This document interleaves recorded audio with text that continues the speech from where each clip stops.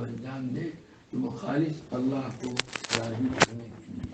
اس سلسلے میں جو چند آیتیں پیش کی ہیں شروع میں اس کی طرف اشارہ کرنے والی ہیں اور اس موضوع سے تعلق رکھنے والی حدیثیں بھی پیش کرتے ہیں.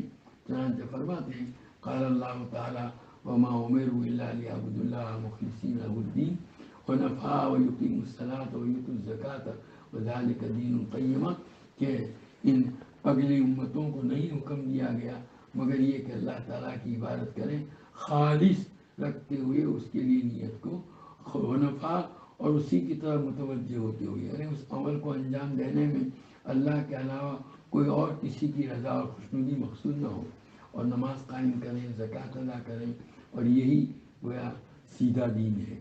اور اس آیت میں اندر گویا اللہ تعالیٰ نے اخلاص کا حکم دیا ہے، اس لیے اس کو پیش کیا ہے. اور دوسری آیت پیش کرتے ہیں لن ینال اللہ لحومها ولا دماؤها ولکن ینالہ التقوی منکم، کہ اللہ تعالیٰ نے انسانوں کو ہدی اور قربانی کے جو جانور ذبح کرنے کا حکم دیا ہے اس کے متعلق اللہ تعالیٰ فرماتے ہیں کہ ان جانوروں کا گوشت اور ان کے جو ہے خون اللہ کو نہیں پہنچتے، البتہ ان جانوروں کو ذبح کرتے ہوئے تم نے دل سے جو اخلاص کی نیت کی ہے وہ اللہ تک پہنچتی ہے. اور باری تعالیٰ کا ارشاد قل ان تخفوا ما فی صدورکم او تبدوہ یعلم اللہ، یہ نبی آپ ان کو بتلا دیجئے کہ آپ اپنے دلوں میں اس کسی چیز کو چھپاؤ گے یا ظاہر کرو گے اللہ اس کو جانتا ہے. تمہاری نیت کیسی ہے، اچھی ہے یا بری، اللہ اس سے بخوبی واقف ہے. آپ اپنے آپ کو چھپا نہیں سکتے ہو اللہ سے، اللہ کے سامنے سب ظاہر ہے. گویا اس کا ان آیتوں کا خلاصہ یہ ہوا کہ بندے کو ہر عمل کے اندر اخلاص، اللہ ہی کی رضا اور خوشنودی اور اللہ ہی کے لیے اس عمل کو کرنے کا اہتمام کرنا چاہیے.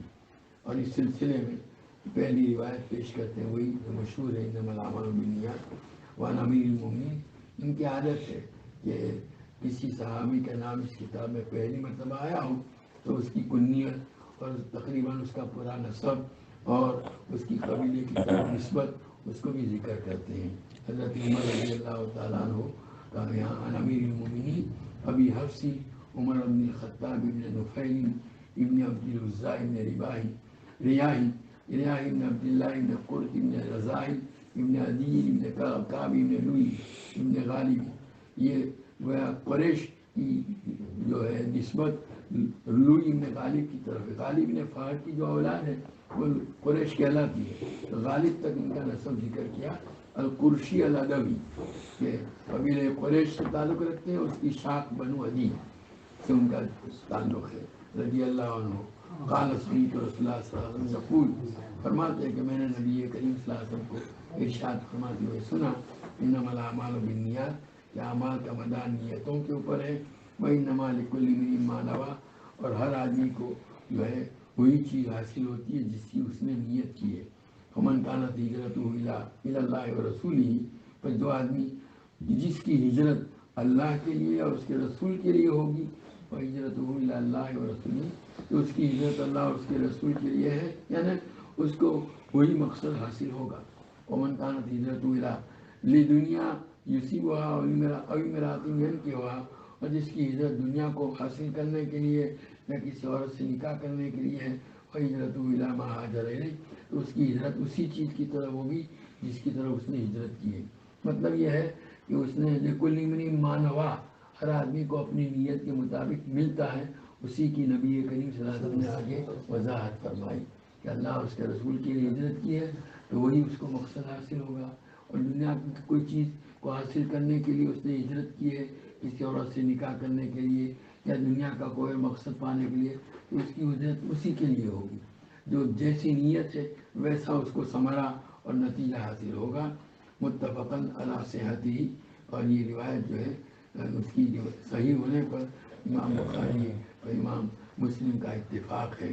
اس کو رواہ امام المحدثین، محدثین کے دونوں امام، ایک تو ابو عبداللہ محمد بن اسماعیل بخاری اور دوسرے ابو الحسین مسلم بن حجاج قشیری نیشابوری، ان دونوں نے اپنی صحیح میں اس کتاب کو، اس روایت کو ذکر کیا ہے.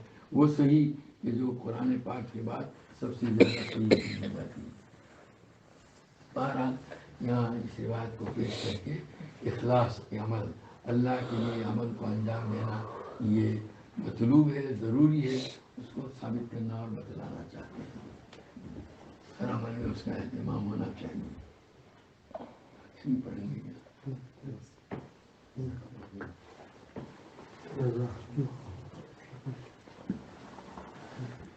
मुख्तसर कौन समझा देगा?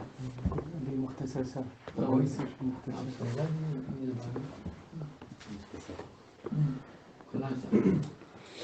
एक तो ये बताना खुद में का खुलासा ये है, अल्लाह ताला ने इंसान और जिन्नात की इबादत के लिए पैदा किया है, तो उनको इस बात का एहतमाम होना चाहिए कि जिन उमूर की करने का अल्लाह ताला ने हुक्म दिया है, अवामिर इम्तिसाल अवामिर वो हो, और जिन चीज़ों से बचने का हुक्म दिया है इज्तिनाबी नवाही, और वह उसकी ज़िंदगी इसी के मुताबिक बननी चाहिए।